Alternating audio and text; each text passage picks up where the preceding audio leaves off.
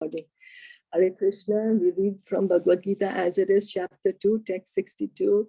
Dhyayato vishayan pumsa sangaste shu pajayate sangat sanjayate kama kama krodo abhijayate. While contemplating the objects of the senses, a person develops attachment for them.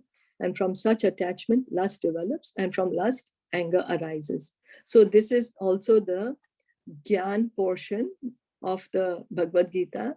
We know Krishna speaks about Karma Kand, Karma Yoga, Jnana Yoga, and Dhyana Yoga, Ashtanga Yoga, and Bhakti Yoga in Bhagavad Gita. So we are still on the Gyan portion.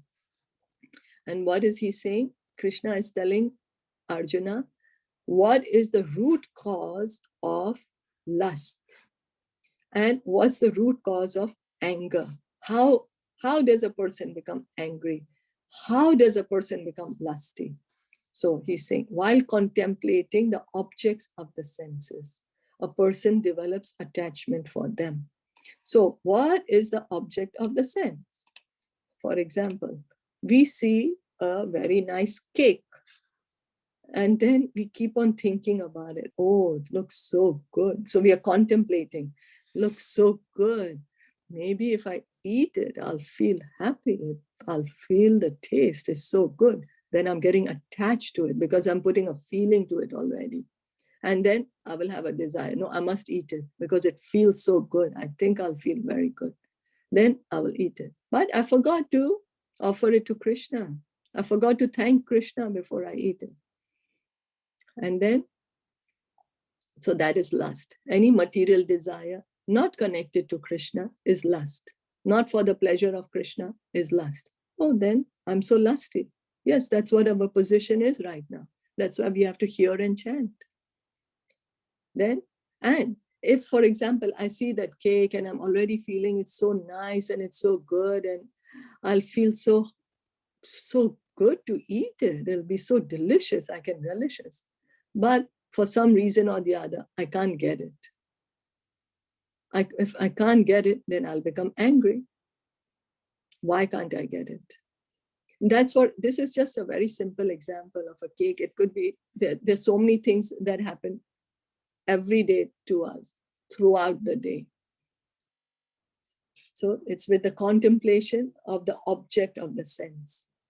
One who is not Krishna conscious is subjected to material desires while contemplating the objects of the senses. The senses require real engagements.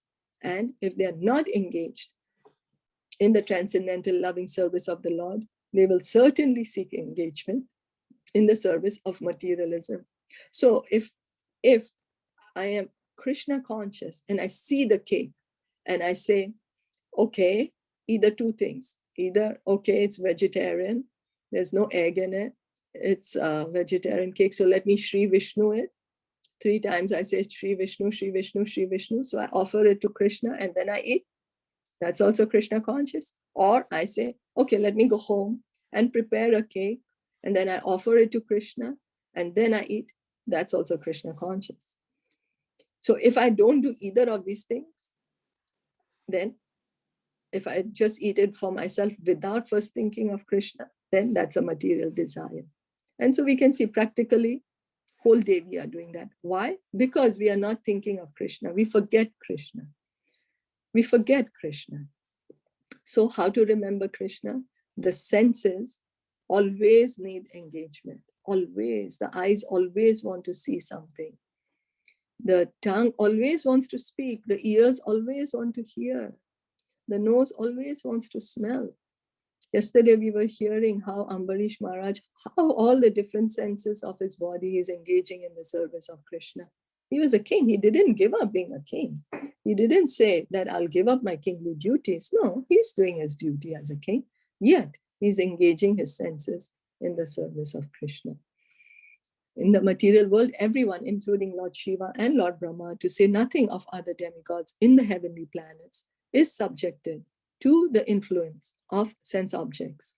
And the only method to get out of this puzzle of material existence is to become Krishna conscious. So if we really want to get out of this material world, If we truly are seeking mukti, moksha, liberation, whatever you call it, the only way is if we become Krishna conscious. And what is Krishna conscious? Always remember Krishna, never forget Krishna. Hear and chant the holy name. How do we always forget Krishna, always remember Krishna, never forget Krishna? We hear and chant his holy names. That's the method for this Kali Yuga, hearing and chanting. And if we don't do that, what happens? Then again, our senses, our mind, we are in this material world again then. So Lord Shiva was in deep meditation, but when Parvati agitated him for sense pleasure, he agreed to the proposal. And as a result, Kartikeya was born. So Lord Shiva, he's meditating, and Durga Devi come to him. Parvati ji came to him, and he agreed. And then they had Kartikeya. So then now, when Haridas Thakur, who's Haridas Thakur? He's a pure devotee of Krishna. When he was a young devotee of the Lord, he was similarly allured by the incarnation of Maya Devi, but Haridas easily passed the test because of his unalloyed devotion to Lord Krishna. So Haridas Thakur, he was chanting the holy name, and Maya Devi personified. Maya Devi herself, she didn't send anyone else. She didn't send any ordinary woman to him. She came herself to attract him, to get him to stop chanting, to give up his attachment to Krishna. She came to him herself, but he was not attracted to her. He was not. Why? Because he's attracted to Krishna. Krishna is the most attractive. He's more attractive. We are all attracted to Maya Devi, but Krishna is even more attracted more attractive than Maya Devi. We are so attracted to this material world. We are so attached to this material world. So how attractive is Krishna? Because he's the one who's created this world. So how attractive is he? And that's what was being tasted, being felt by Srila Haridas Thakur. So he doesn't care about Maya Devi. If you have a real diamond, you don't care about a fake diamond. If you have a real jewel, you're not going to care about a broken piece of glass. You'll say, what is that? I don't want it. And then what did Maya Devi say? She became his devotee. She became devotee of Haridas Thakur. She's Maya Devi herself. We are all running after Maya Devi. We are all in her, clutches, under her influence. But she could not influence Haridas Thakur because he is so devoted to Krishna. He's so fixed in his relationship with Krishna. He loves Krishna so much. He's already in his relationship with Krishna. As illustrated in the above mentioned verse of Sri Yamunajacharya, a sincere devotee of the Lord shuns all material sense enjoyment due to his higher taste for spiritual enjoyment in the association of the Lord. So being with Krishna is even higher enjoyment. We all want to enjoy. We all want to enjoy. If we say we don't want to enjoy, we are artificially repressing ourselves. It's artificial because enjoyment is there in the soul. So what is the real enjoyment? Enjoying with Krishna, enjoying in Krishna consciousness. Okay, so that is the secret of success. One who is not, therefore, in Krishna consciousness, however powerful he may be in controlling the senses by artificial repression, is surely ultimately to fail, for the slightest thought of sense pleasure will agitate him to gratify his desires. So again, the example of Vishwamitra comes. Vishwamitra, a very great sage, very powerful personality, very respectable personality, very qualified.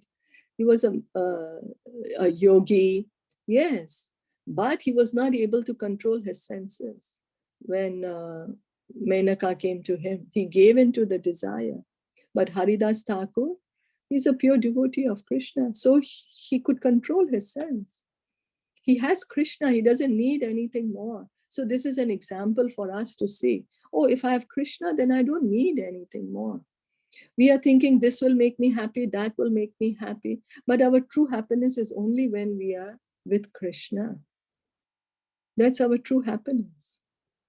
Because Krishna is the reservoir of all pleasure.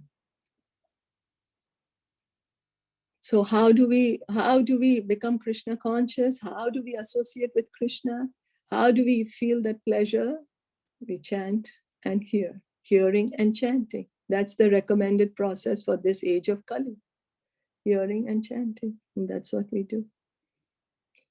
Any questions or comments? If no, then we stop here for today. Bhagavad Gita ki jai, Srila Prabhupada ki jai, Gaura Premanande, Hari Bol, Hare Krishna.